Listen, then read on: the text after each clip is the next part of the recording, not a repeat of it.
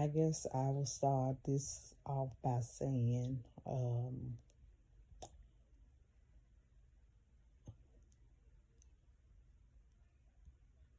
rape. Rape. Yeah. Um, after 30 years,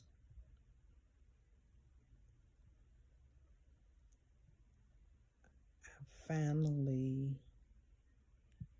got a confession of how my third child was actually conceived. And I must say that it broke my heart. It really did. Um, at the time when it happened, I had already had a son and a daughter. Not to mention, I was 18, I want to say, getting ready to turn 19. And me and my high school sweetheart, should I say at the time, we were living together in Tennessee. And he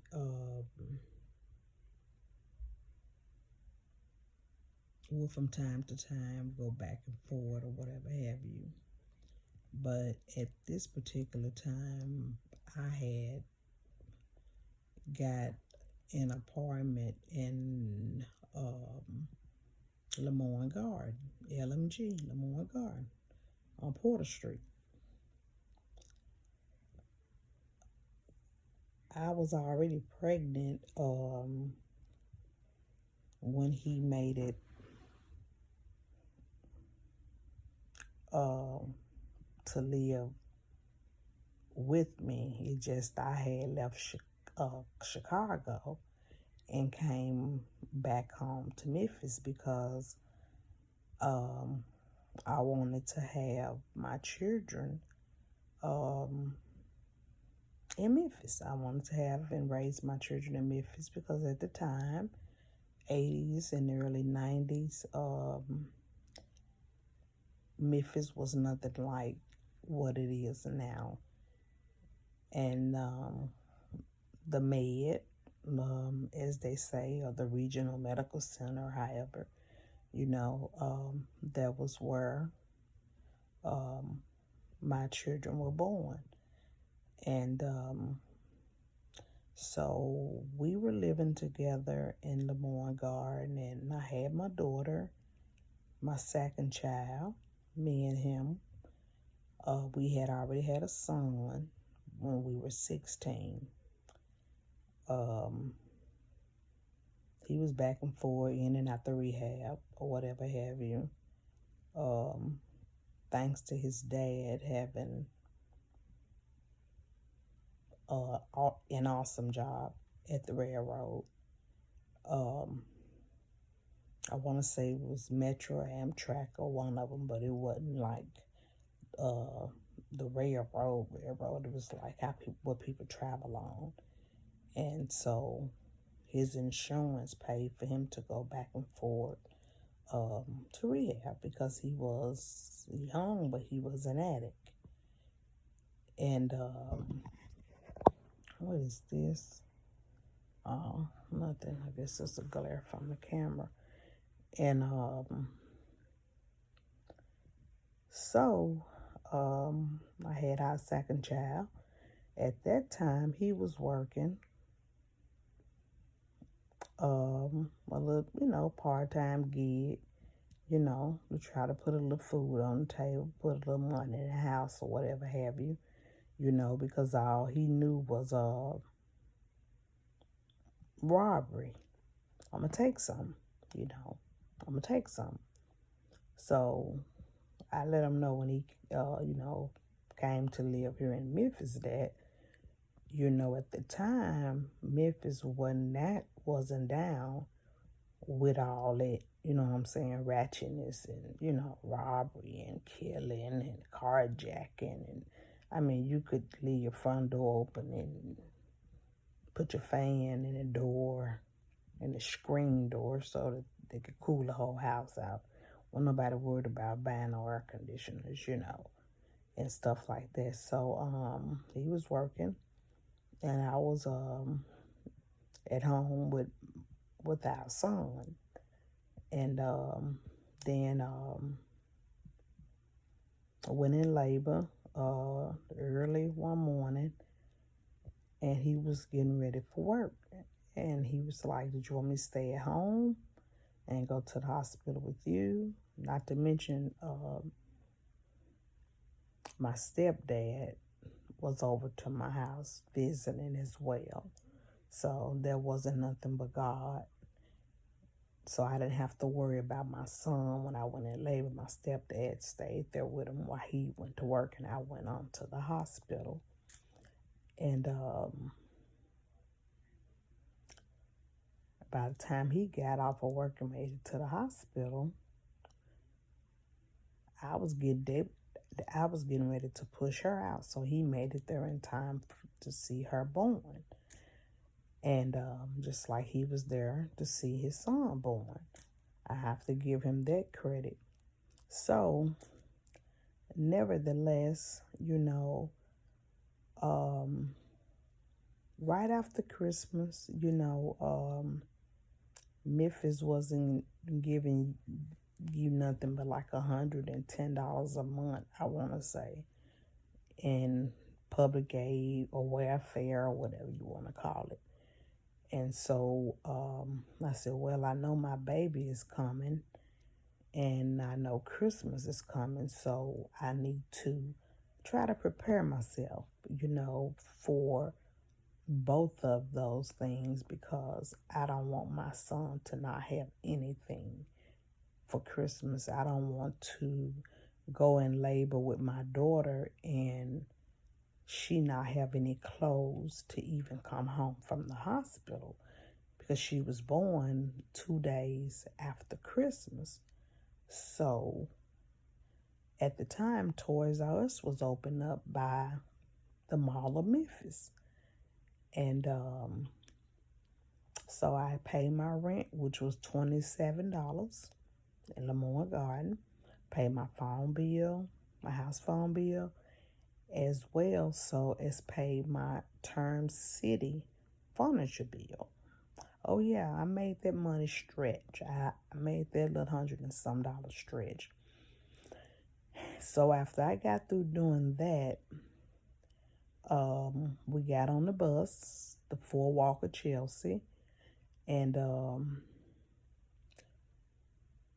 went downtown. I didn't see anything downtown at all. I said, well, let's go to Toys R Us and see what type of nice sale that they may have. So we got on the bus and we went to the Toys R Us on American Way. And I went in there, got him a big wheel and a guitar, and it was some trucks, and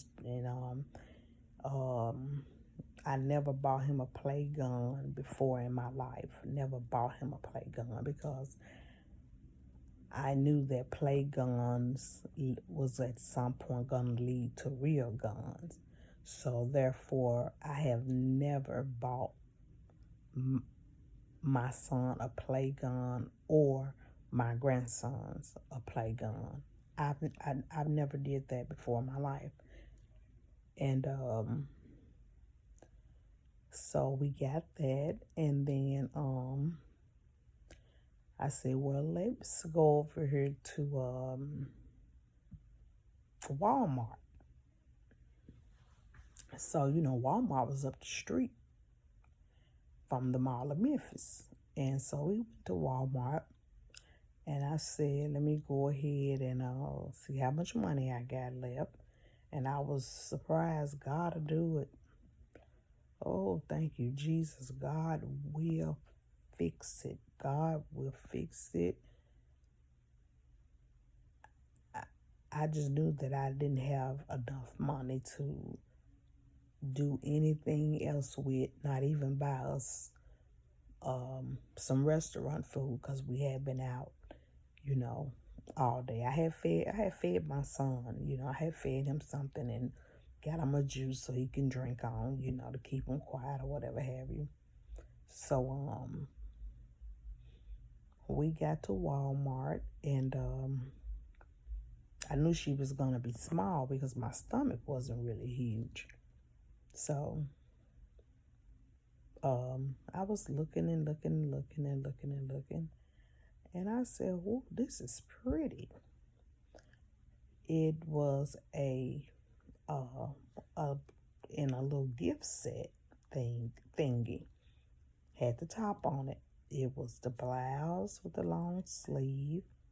It had the little tights, the little pants tights, and it came with the socks to match the blouse. And I found some t-shirts, um, and another pack of socks, and I got a box of Pampers and wipes. So I said, okay, my calculating in my head and everything. I said, okay, I think I got enough. Oh, I forgot, and some receiving blankets. So I had got that. Y'all, I was so excited. I was so excited, so excited, so excited. And I didn't mention that. I apologize.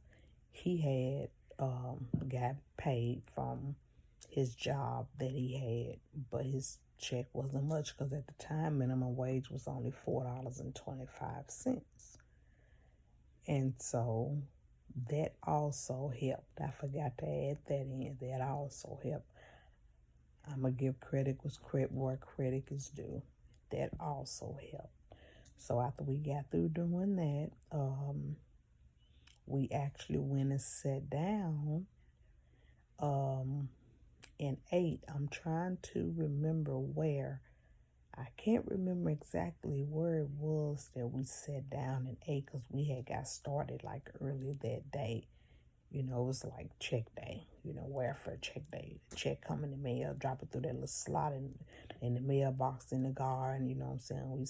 They go across the street to the Porter Sundry. They cash the check for us, everybody outside, we having a good time or whatever have you. Everybody we got a check. We got the check in the mail. We was glad. It wasn't much, but hey, it's something. I'm telling you, we was in the project. We was in the ghetto. As a matter of fact, Too Short had the song got the ghetto. And so we found something, went somewhere and sat down and ate, and then we got on the bus and went on, home or whatever have you. So, and then time went by, this was December. As time went by, I'm